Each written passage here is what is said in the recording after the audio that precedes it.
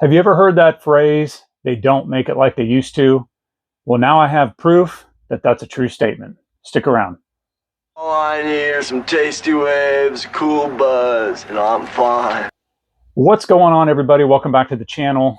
Today we're going to talk about, I'm not going to go too much into details of all the stories and stuff behind it, but it's regarding planned obsolescence. As I said in the intro, us older people, I'm going to be 50 in about 3 months. And we always say, well, hell, our parents said it. Grandparents said it too. They do not make stuff like they used to. So planned obsolescence is, believe it or not, some people think it's a conspiracy theory, and it's not true. That things are deliberately designed to fail nowadays, and I think that's been proven correct multiple times from phones, iPhones deliberately, breaking down on you to where you are forced to go buy a new one. You go out and you buy certain electronics and stuff like that. Once they break, it's actually cheaper to just go buy a new one. Before I knew what that term was, I had bought one of the front load wash machines that, you load them from the front. Total piece of crap anyway. It started rusting down at the bottom before you know it. I had it maybe just over a year. I'm thinking it was like a Maytag or something like that. It was a good brand. And then it broke. I called out a repair technician, and he told me, he's like, man, it's actually going to be cheaper for you to go buy another one of these than it is for you to buy a new motor for it and the labor for me to install it. So, of course, I didn't know what that term was then, but now I do. Planned obsolescence. So I know it exists in electronics. I know it exists in a lot of tech. Never really thought about it existing in clothing until, obviously we were like, when polos used to be made in America and good clothing used to be made in America, and now it's all made overseas. It is not as good. But this one was pretty interesting. One of the reasons why I love thrifting so much is you never know what you're going to find. Obviously, a lot of the stuff that you see in here, I've gotten at the thrift store or from people who have gotten it at the thrift store, and then I buy it off of them, or it's just stuff obviously that I've had my whole life. But my wife went thrifting a couple weeks ago and found a pair of shoes. Now, these pair of shoes, here they are. They look like a pair of Chucks, right? Super cool, right? Super cool. So I'll tell you where they're from in a minute. So now I'm a fan of Chucks. So this is just one of the pairs that I have,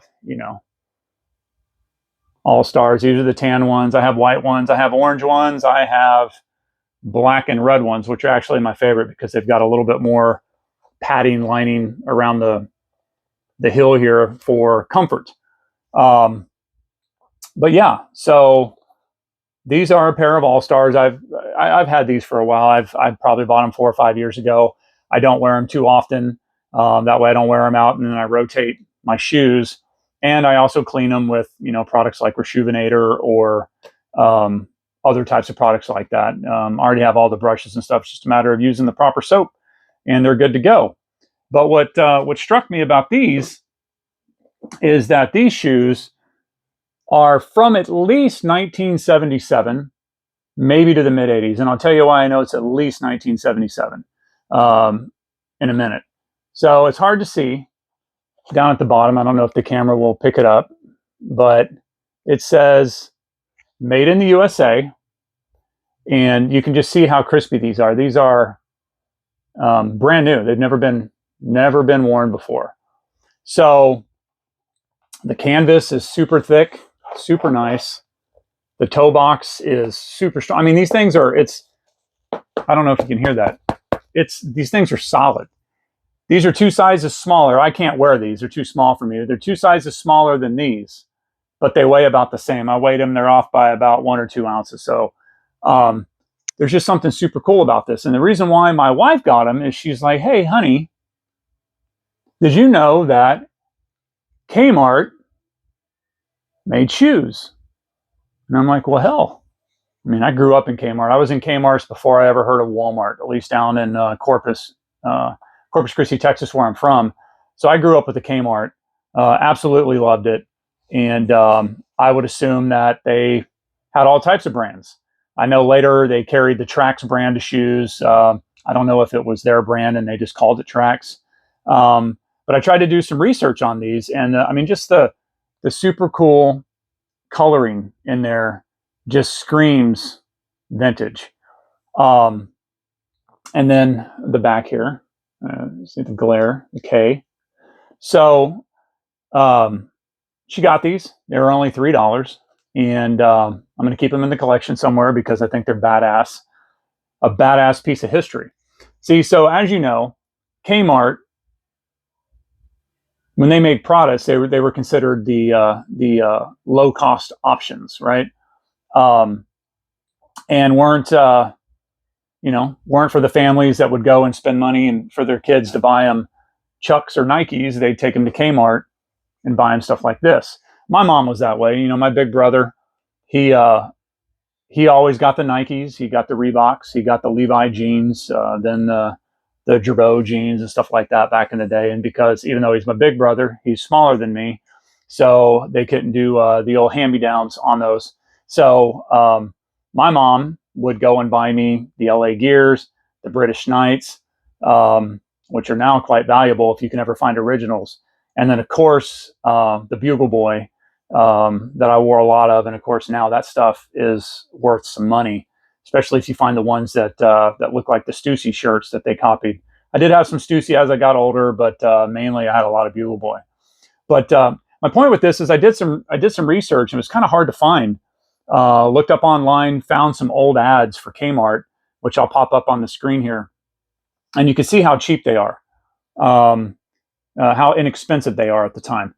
But I can tell you, my friend Justin, that I featured in a previous video, he found two pairs actually, of I think 1960s, a low top Chuck and a high top, brand new, legit from Converse.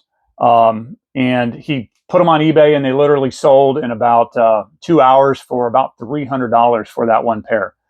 And the quality, like I said, you got to remember back in the day, it's made in the USA. So even though these were supposed to be a cheaper line for people that were cost conscious and didn't want to spend the money, you didn't get cause you are on the welfare. they were made in America and made with probably not the highest quality, but made with great quality because they're made here.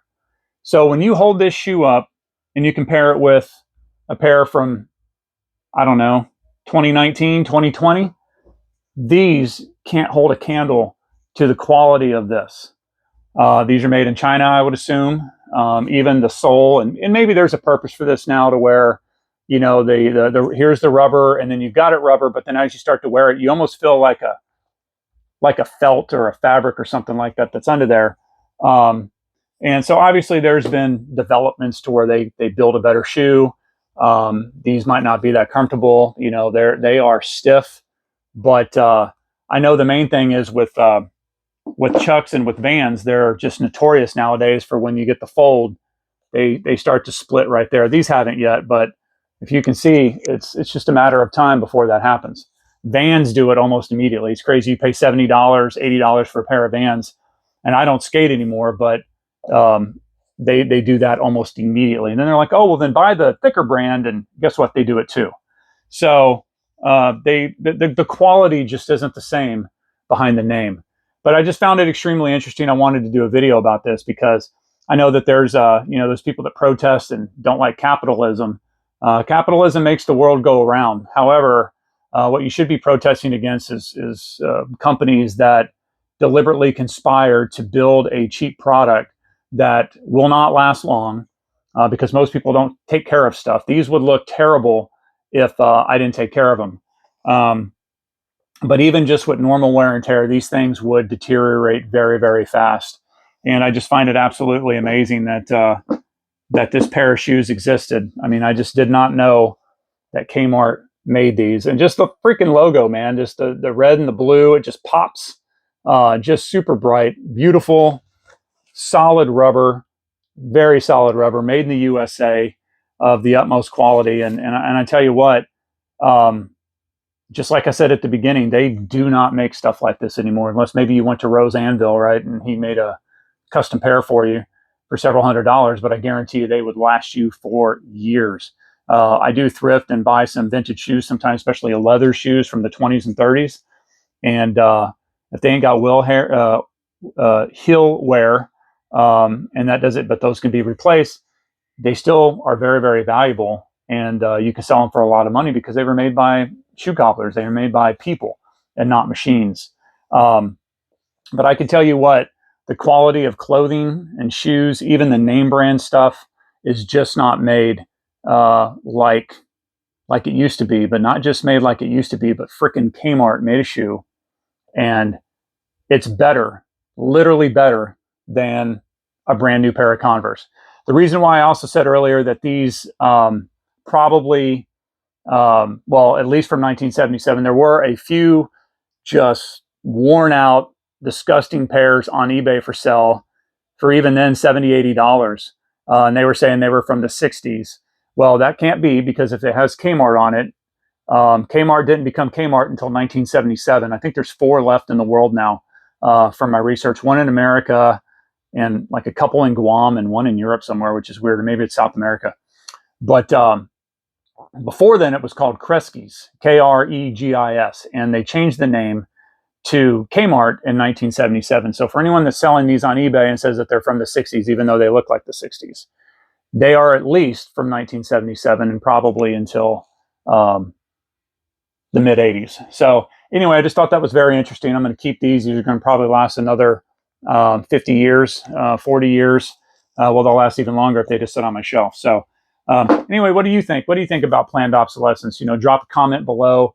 Let me know what you think. Do you think it's, a bunch of crap? I do know that with the economic system and the monetary system and all that, prices go up, materials go up, labor goes up. So things have to be outsourced. I mean, I get that. I don't understand exactly how all that works. But I do think that products can be, made a lot better still with lesser materials, but just put together longer, put together better to where they last longer. But what are the things that you notice in your home that would fall into that planned obsolescence? Your phone, electronics, your earbuds, or even your clothing, your fast fashion from Abercrombie or from American Eagle, Forever 21, those types of places like that. So if this type of content you like, please like the video, subscribe, and hit that bell notification for future notifications of videos. And we'll see you in the next video.